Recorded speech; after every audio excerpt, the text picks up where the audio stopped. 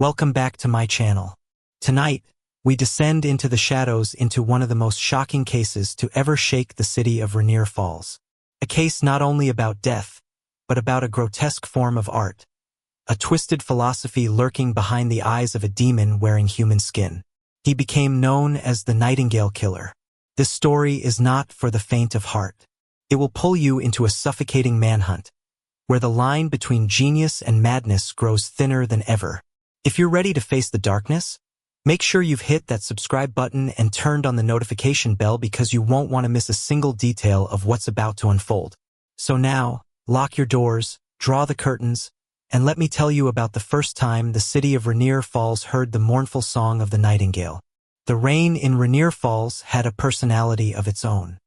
It wasn't the violent, theatrical downpour of a summer storm, nor the gentle mist of a coastal morning.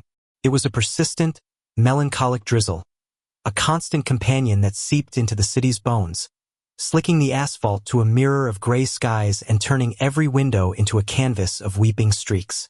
It was on such a night, a Tuesday in late October, that the nightingale first sang his song of death. The victim was Eleanor Vance. She was 63, a retired librarian who lived in a meticulously kept brownstone in the city's historic Laurelhurst district. Her neighbor, a young law student named Mark, found her. He'd noticed her porch light, usually extinguished by 10 p.m., was still burning brightly past midnight. He'd also noticed the front door was slightly ajar, a sliver of warm, yellow light spilling onto the rain-soaked steps. It was an anomaly too jarring to ignore in a neighborhood where routine was a religion. Detective Isabella Rossiizzi to everyone but her mother stood under the dripping awning of Mrs. Vance's porch, the acidic smell of cold coffee still on her breath. At 34, she possessed a sharpness in her gaze that seemed at odds with the weary slump of her shoulders. Her dark hair was pulled back into a tight, functional bun, though rebellious strands had already escaped to frame a face that was more accustomed to frowning at case files than smiling. Her partner, Detective Frank Miller, a man whose frame seemed to be built from granite and cynicism, grunted beside her. Third time this month we've been called out to a wellness check that went south. People in this city are getting careless. She wasn't careless. Frank? Izzy murmured, her eyes fixed on the open door. Look at the lock. No scratches, no signs of forced entry. Whoever did this, she let them in. The interior of Eleanor Vance's home was a shrine to a life lived quietly and with great order. Books were everywhere, not in chaotic piles, but in neat, alphabetized rows on towering shelves. The air smelled of lemon polish, old paper, and something else. Something coppery and metallic that clung to the back of the throat. The scent of death. Eleanor Vance was in her favorite armchair in the living room, a high-backed wing chair upholstered in faded damask. She was dressed in a silk nightgown, a half-finished cup of chamomile tea on the coaster beside her. Her gray hair was perfectly coiffed. Her hands rested peacefully in her lap. If it weren't for the single, dark crimson stain blossoming over her heart and the object placed carefully upon it, she might have been mistaken for someone who had simply fallen asleep while reading. The object was a bird. It was small, no larger than the palm of her hand, exquisitely carved from a dark, rich wood. Every feather was rendered with breathtaking precision. Its head cocked as if in mid-song, its tiny beak open. A work of art. What do you make of it? Frank asked, his voice low, a respectful hush in the face of the macabre tableau. Izzy crouched down, careful not to disturb anything. The forensics team was still setting up, their quiet, efficient movements a stark contrast to the violent stillness of the scene. It's a nightingale, she said, her voice barely a whisper. The details. This isn't some cheap trinket. This was made by a master craftsman. The medical examiner, Dr. Alistair Finch, a man whose cheerful demeanor was a constant source of bewilderment to Izzy, arrived and made his initial assessment. Single stab wound directly to the heart. The blade was thin, incredibly sharp, almost surgical. Based on lividity and body temperature, I'd place the time of death between 8 and 10 p.m. She let him in, had tea with him, and then he stabbed her through the heart. Frank summarized, shaking his head. and left a little wooden bird as a souvenir. What the hell kind of monster does that? The investigation began as they all do, with a search for a motive. But Eleanor Vance had no enemies. She was a universally beloved figure in her community, a volunteer at the local animal shelter, a woman who baked cookies for the neighborhood children. Her finances were in order. There were no secret lovers, no hidden debts, no family squabbles. She was, by all accounts, a woman without a single shadow in her life. The killer hadn't stolen anything. Her purse, containing cash and credit cards, sat untouched on the hall table. The only lead was the bird. The wood was identified as black walnut, and the tool marks were so fine they suggested custom-made carving tools. The killer was an artist, a patient man with a steady hand. He was organized, meticulous, and, most terrifyingly, invisible. There were no fingerprints other than the victim's. No foreign DNA. No stray hairs or fibers. He had entered her home, killed her with surgical precision, and vanished back into the rainy city like a ghost. For 2 weeks, the case went cold. The rain kept falling. Izzy and Frank interviewed dozens of people, chased down dead-end leads, and spent countless hours staring at the crime scene photos, at Eleanor Vance's peaceful, dead face, and at the beautiful, terrible bird on her chest. The press got wind of the strange signature and, in a moment of morbid creativity, christened the unknown assailant the Nightingale Killer. The name stuck, spreading a chill through Rainier Falls that had nothing to do with the autumn weather. Then he struck again. The second victim was a man named Samuel Bellwether, a 45-year-old music teacher at a prestigious private academy. He lived alone in a modern condo overlooking the Willamette River, a place of glass walls and minimalist furniture. A colleague found him when he failed to show up for a faculty meeting. The scene was eerily, sickeningly familiar. No forced entry. Bellwether was seated at his grand piano, his fingers resting on the ivory keys as if he'd been in the middle of a sonata. He was dressed in a crisp shirt and slacks. The cause of death was the same, a single, precise stab wound to the heart. And resting on the polished wood of the piano's music stand, directly in his line of sight, was another carved nightingale, identical to the first. "He's escalating," Izzy said, standing in the middle of Bellwether's sterile apartment. The air was cold, impersonal, a world away from Eleanor Vance's cozy brownstone. From a quiet suburban street to a secure downtown high-rise. He's confident. He's enjoying this. Frank ran a hand over his tired face. What's the connection? A retired librarian and a music teacher. No social overlap, different age groups, different parts of the city. There has to be one. Frank? Izzy insisted, her voice tight with a mixture of frustration and fear. Killers like this, they don't choose victims at random. There's a pattern. We just can't see it yet. The city, which had been unnerved by the first murder, now tipped into a state of genuine panic. The Nightingale Killer became the boogeyman in every home. Sales of security systems skyrocketed. People stopped answering their doors to strangers. The rain-slicked streets of Rainier Falls, usually bustling with evening life, grew quiet and empty after dark. The killer had done more than take 2 lives. He had stolen the city's sense of safety. Izzy threw herself into the case with an obsessive ferocity that worried Frank. She slept at her desk, surviving on caffeine and sheer willpower. She created a massive evidence board in the middle of the squad room, the faces of Eleanor Vance and Samuel Bellwether staring out from the center, connected by a red string to a photo of the carved bird. She interviewed their families again, their friends, their colleagues, their long-lost acquaintances. She scoured their digital lives, their bank statements, their phone records, looking for the ghost of a connection. Nothing. The 2 victims were polar opposites. Eleanor was an analog woman in a digital world. She loved books, gardening, and quiet evenings. Samuel was a tech-savvy urbanite. His life was curated on social media, filled with gallery openings, symphony concerts, and expensive restaurants. One was a homebody, the other a social butterfly. One was a widow living on a modest pension, the other a bachelor with a significant income. The breakthrough, when it came, was so small, so mundane, that Izzy almost missed it. It was 3 in the morning. the precinct hushed and smelling of stale air and cleaning supplies. Izzy was cross-referencing credit card statements from both victims, a task she had already done a dozen times. Her eyes were burning, the letters and numbers blurring on the screen. She was looking for shared purchases at stores, restaurants, anything. And she found it. It wasn't a recent purchase. It was from 5 years ago. A single transaction on the same day, for the same amount, $25. Both Eleanor Vance and Samuel Bellwether had purchased a ticket to something called the Rainier Artisan Collective's annual showcase. Her heart hammered against her ribs. It was thin, almost laughably so. A one-time event 5 years in the past. Could be a coincidence.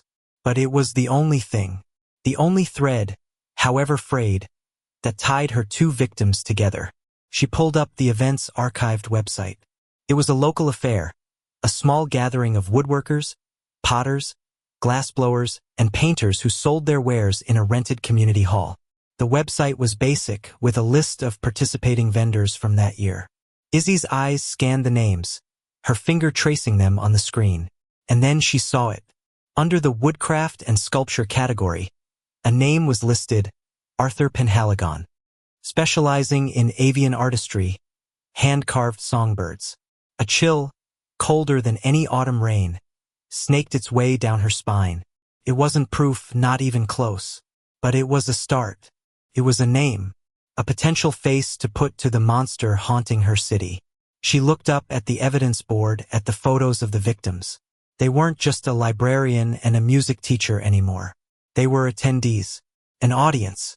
And somewhere in that hall, 5 years ago, they had likely walked past a stall, perhaps even admired the work of a man who carved beautiful birds from black walnut. A man who, for some unknowable, twisted reason, had decided that their lives were his to take, leaving behind only his beautiful, terrible signature. The Nightingale was no longer just a ghost. He had a name, and Izzy knew, with a certainty that settled deep in her soul, that the hunt had just truly begun. She grabbed her coat. Sleep could wait. There were records to pull, addresses to find. The first notes of the killer's song had been played, and it was her job to silence him before he could reach his crescendo. The rain was still falling outside, washing the city clean, but Izzy knew it would take more than water to cleanse the stain of the Nightingale killer. It would take obsession, it would take sacrifice, and it would, she feared, take a journey into a darkness from which she might not entirely return. Arthur Penhaligon believed that every human soul was a song. Most, he mused, were simple, repetitive tunes. The droning, predictable rhythm of a daily commute. The dull hum of a life lived in quiet desperation. The major key simplicity of unexamined happiness. These songs were background noise, the forgettable soundtrack of the masses. But some souls, a rare few, held within them a symphony of breathtaking complexity, a potential for a melody so pure and beautiful it could make the heavens weep. The tragedy, in Arthur's view, was that these beautiful songs were almost always trapped. They were caged within bodies bound by mediocrity, shackled by routine, and silenced by the suffocating weight of a mundane existence. His work, as he saw it, was not murder. It was liberation. He was a conductor, and his blade was the baton that released the final, perfect note. His workshop was in the basement of a modest, unassuming house in the city's blue-collar district of Selwood. The air down here was his sanctuary, thick with the sweet, earthy scent of wood shavings and linseed oil. Tools of every imaginable shape and size hung in perfect order from pegboard walls. Chisels with blades as fine as a surgeon's scalpel, gouges with gentle curves, delicate saws, and blocks of sandpaper organized by grit. In the center of the room, under the stark white light of a single overhanging bulb, was his carving bench. It was here, surrounded by the ghosts of future and past creations, that Arthur Penhaligon became the Nightingale. He was currently working on his next piece. The block of black walnut was cool and solid in his hands. He was a man of 50, with a quiet demeanor and hands that were surprisingly elegant for a craftsman. His gray-flecked hair was neatly combed, and he wore simple, clean work clothes. To his neighbors, he was the polite, reclusive man who kept to himself, the artisan who occasionally sold his wares at local markets. No one would ever suspect the chilling philosophy that churned behind his calm, gray eyes. As he worked, his mind drifted to Samuel Bellwether. He remembered the man from the showcase 5 years ago. Bellwether had spent nearly an hour at his stall, his eyes alight with genuine passion. He had spoken of music, of how the grain of the wood flowed like a musical staff, of the adagio in the curve of a bird's wing. Arthur had seen it then, the caged song. A man with the soul of a composer, trapped in the body of a teacher, forced to drill scales into the clumsy fingers of wealthy, untalented children. A tragic waste. So Arthur had watched him. For weeks, he learned his schedule, his habits. He saw the flicker of life in Bellwether's eyes when he played for himself late at night, and the dull resignation when he left for work in the morning. Getting inside was simple. He had posed as a prospective client, a wealthy patron looking to commission a large, intricate piece. Bellwether, flattered and intrigued, had invited him in without a moment's hesitation. They had spoken of art and music, a conversation Arthur had genuinely enjoyed. And then, when the moment was right, when the song of the soul was at its peak, he had released it. The act itself was swift, almost reverent. A quick, painless punctuation mark at the end of a life's beautiful, unfinished sentence. The carved nightingale left behind was not a trophy. It was an epitaph, a tribute to the song that was now free. Eleanor Vance had been different, a gentler, quieter song. He'd seen her at the same showcase, her fingers tracing the feathers of one of his carvings, a look of profound, secret longing in her eyes. He later learned of her life as a librarian, a custodian of other people's stories. But what of her own? Through careful observation, he discovered her secret passion. She wrote poetry. Beautiful, heartbreaking verses she kept hidden in a leather-bound journal. She was a poet who had never had the courage to share her voice. Another caged bird. So he had visited her, posing as a city historian interested in the neighborhood's history. She had welcomed him with tea and kindness, and he had granted her the same release he had given Bellwether. Now a new name was on his list. A new song was calling to him. But he knew things were changing. The police were no longer fumbling in the dark. The name Penhaligon was out there. He had felt the shift, a subtle tightening of the net. It was exhilarating. A worthy orchestra requires a worthy audience, and Detective Isabella Rossi, he had decided, was a most worthy audience indeed. He had seen her on the news, her dark, intense eyes, the fierce set of her jaw. She was not like the others. She didn't just see the bodies. He felt she was trying to hear the music. Izzy felt like she was chasing a phantom. The name Arthur Penhaligon had opened a door, but the room beyond was maddeningly empty. His records were a ghost's resume. He had a driver's license, a social security number, and a registered address in Selwood. He paid his taxes on time, reporting a modest income from artisan crafts. He had no criminal record, not even a parking ticket. He had no living relatives, no known associates. He was a digital zero, no social media, no online footprint beyond that single archived web page from 5 years ago. He lives like a hermit from the 1970s, Frank complained, tossing a file onto Izzy's cluttered desk. We've had a plainclothes team watching his house for 3 days. The guy's routine is clockwork. Leaves at 8 a.m., goes to a lumber yard or an art supply store, comes home. Light in the basement goes on, stays on until 10 p.m. rinse and repeat. He's either the most boring man in America or the most disciplined killer I've ever seen. They're the same thing, Frank, Izzy replied, not looking up from a map of the city where she had marked the victims' locations and Penhaligon's address. They formed a neat triangle with his house at one of the vertices. Discipline, patience, control. That's our killer. We just don't have a thing to tie him to the scenes. We can't get a warrant for his house based on a 5-year-old event sign-up sheet.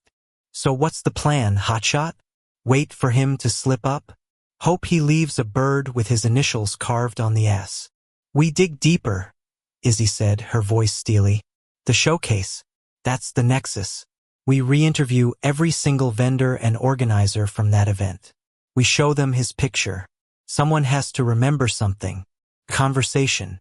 An argument. Anything. The next week was a grueling marathon of interviews. Izzy and Frank spoke to aging potters, cynical painters, and cheerful jewelry makers.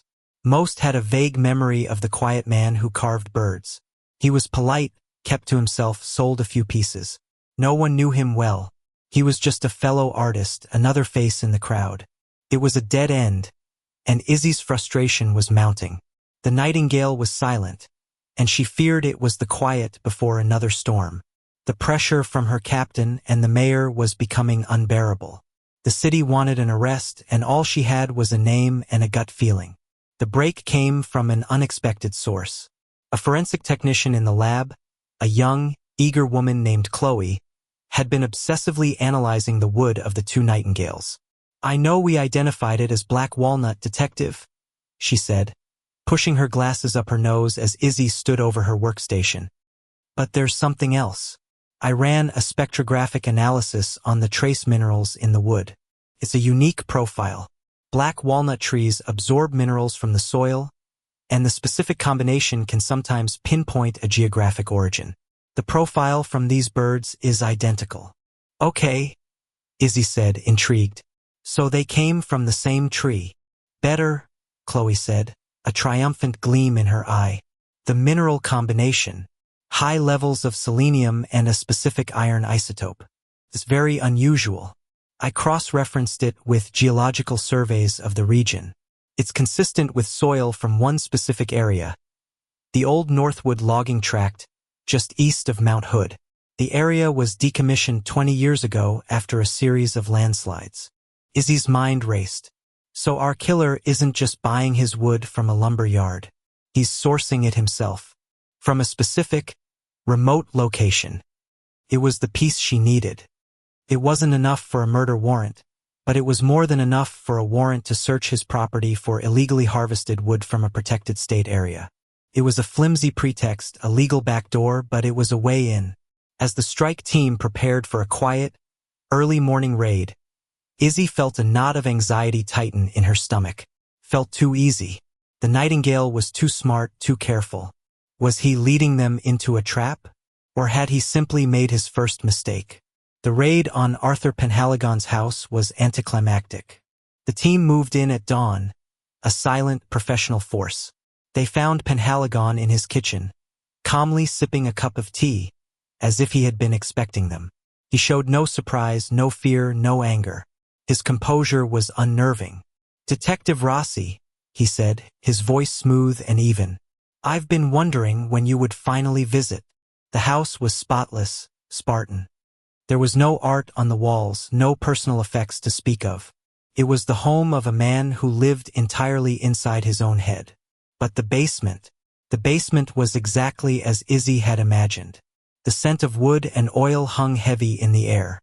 The tools were arranged with an obsessive's precision.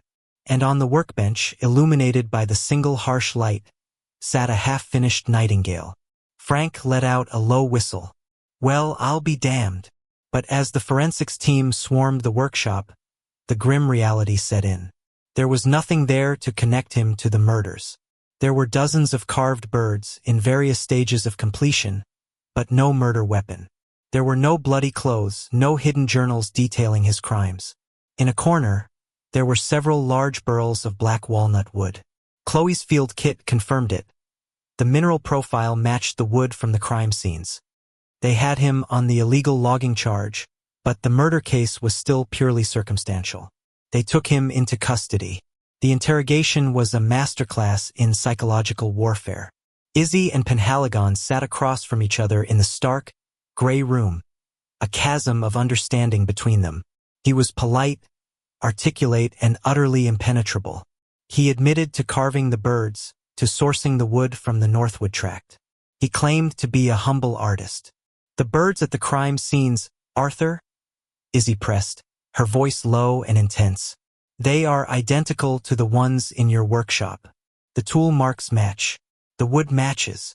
How do you explain that?" Arthur smiled, a thin, knowing smile. A craftsman's work is his signature, detective. Perhaps someone admires my work. Copycat, perhaps? Imitation is the sincerest form of flattery, after all. He was toying with her. He was hiding in plain sight, protected by the lack of direct evidence. Hours turned into a day and then another. They had to either charge him or release him. The DA was adamant. The case was too thin.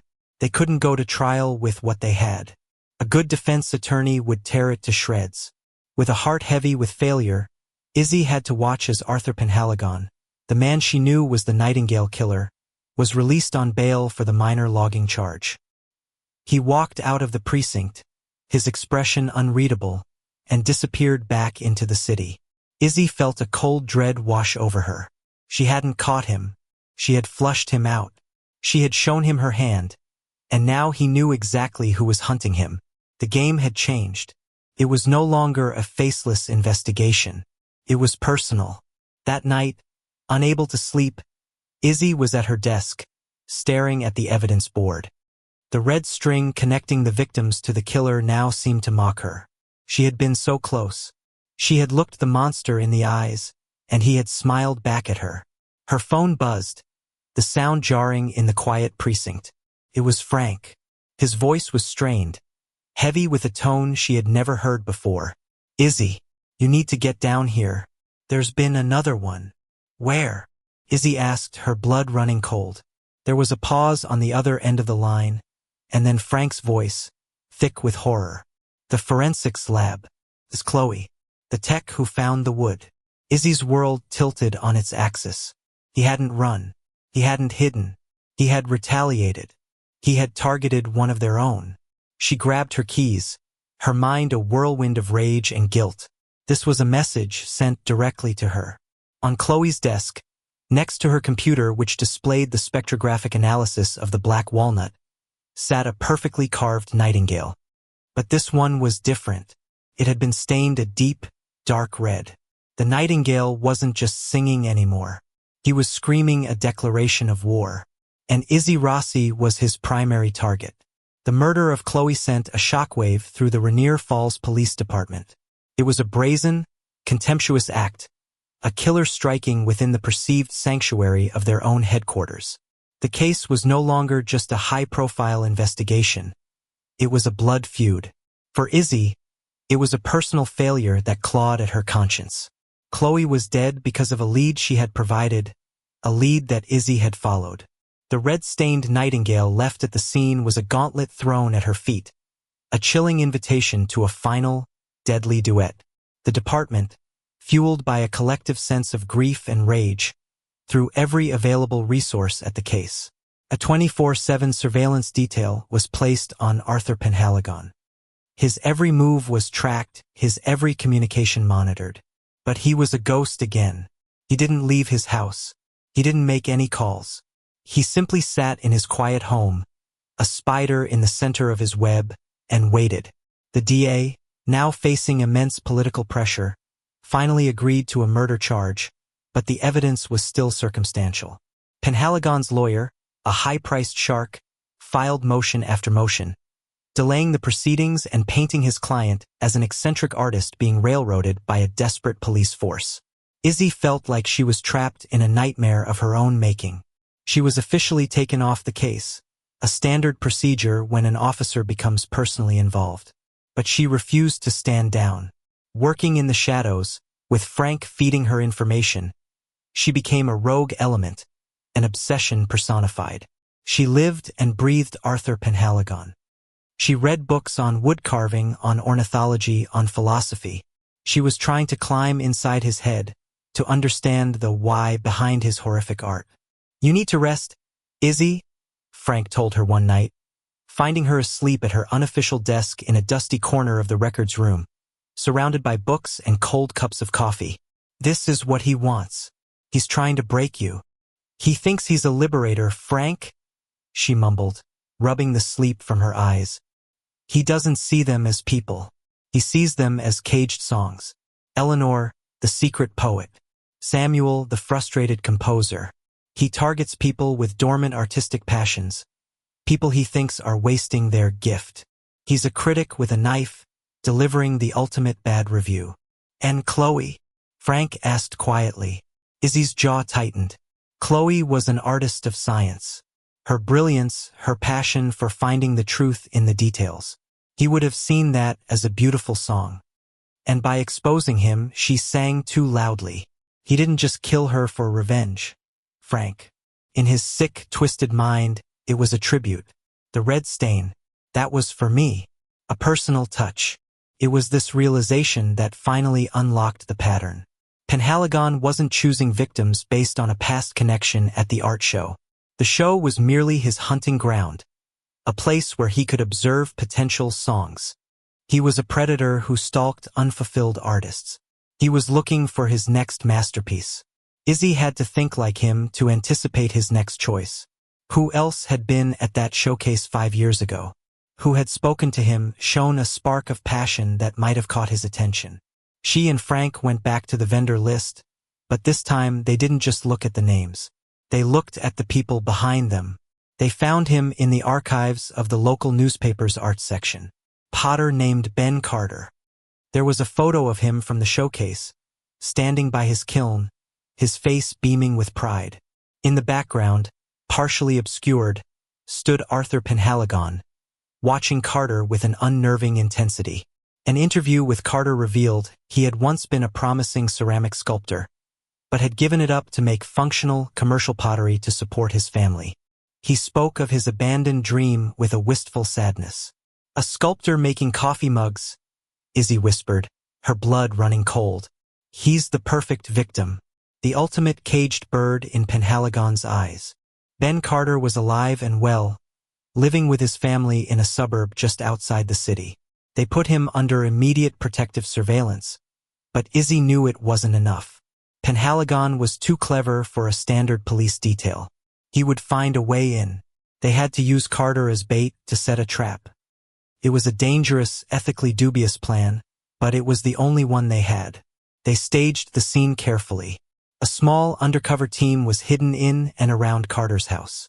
Izzy and Frank were in a surveillance van down the street, their eyes glued to the monitors displaying feeds from hidden cameras. The hours crawled by. The familiar Rainier Falls rain began to fall, pattering a nervous rhythm on the van's roof. Just after 10 p.m., a flicker of movement on one of the cameras. A figure, dressed as a city utility worker, was calmly approaching the house. It was Penhaligon. He had bypassed the outer perimeter with a simple, brilliant disguise. He approached the front door and, instead of trying to pick the lock, he went to the electrical box on the side of the house and cut the power. The house plunged into darkness. The surveillance monitors went black. "He's in," Frank hissed into his radio, dispatching the tactical team. "Go, go, go!" Izzy didn't wait. Grabbing her weapon, she bolted from the van, her heart pounding a frantic, desperate beat. She couldn't let him kill again. Not on her watch. She burst through the front door moments after the tactical team. The house was chaos in the strobing emergency lights. Carter and his family were safe, huddled in a corner, protected by an officer. But Penhaligon was gone. He had used the blackout as a diversion, slipping out the back. But he had left something behind. On the kitchen table, a single, perfect nightingale.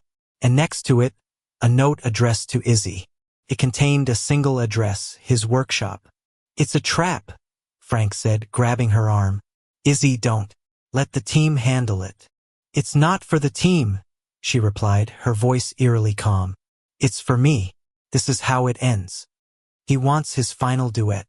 She drove to the Selwood house alone, against every regulation and Frank's furious protests over the radio. The house was dark, but a single light glowed from the basement window, a beacon in the rain. The front door was unlocked. The house was silent. She moved cautiously, her weapon held steady, every nerve screaming. She descended the stairs to the basement, to the workshop. Arthur Penhaligon was there, standing by his workbench, bathed in the stark white light. He was not armed, at least not visibly. He was holding a carving knife, but he let it drop to the bench with a soft clatter. The air was thick with the scent of wood shavings. "Detective Rossi," he said, his voice as calm as ever. I knew you would come. The artist must always face her critic, no? It's over, Arthur, Izzy said, her voice betraying none of the fear she felt. There's nowhere left to run. Run, he chuckled, a dry, rasping sound. I am not running. I am finishing my collection. I have saved the most complex, the most beautiful song for last. Yours. He gestured around the workshop. On shelves, arranged like a macabre choir, were dozens of nightingales. Eleanor's quiet melancholy, Samuel's fiery passion, Chloe's symphony of logic. And now, your song of righteous fury, powerful, driving rhythm. You are a true artist of justice, detective, but you have become trapped, caged by your own obsession. I am here to set you free. He took a step towards her. Put the gun down, Isabella. Let us end this with the dignity it deserves. This was his endgame. Not a shootout, but a conversion. He wanted her to understand, to validate his twisted worldview. He wanted her to be his final, willing masterpiece. The people you killed weren't songs, Izzy said, her voice hard as steel. They were people. They had families, dreams, fears. They had lives. You're not an artist, Arthur.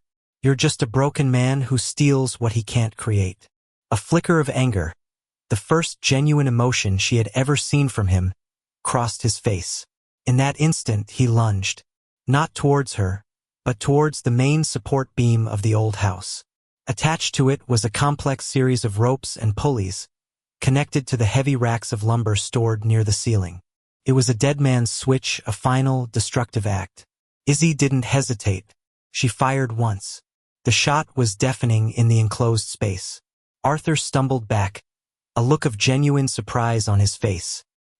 He clutched his shoulder, his plan to bring the ceiling down on them both thwarted.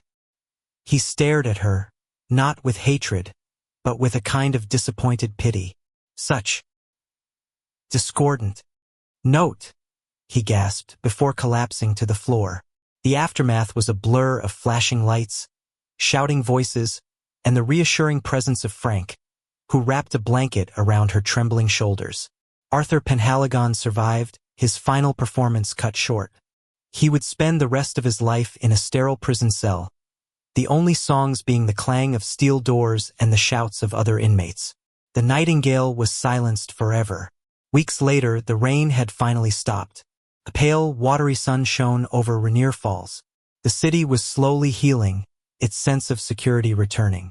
Izzy stood in a city park, watching a small, ordinary sparrow peck at crumbs on the ground. The case was closed, but she knew it would never truly leave her. The nightingale's requiem would forever be a part of her own song. She had faced the monster and won, but victory felt hollow. She had been forced to look into an abyss of profound madness, and she knew, with a chilling certainty, that a part of it had looked back into her. She watched the sparrow take flight, a simple, unburdened creature, and for the first time in a long time, she allowed herself to just listen to its simple, uncomplicated song. And in that moment, in the quiet sunlight, it was the most beautiful music in the world.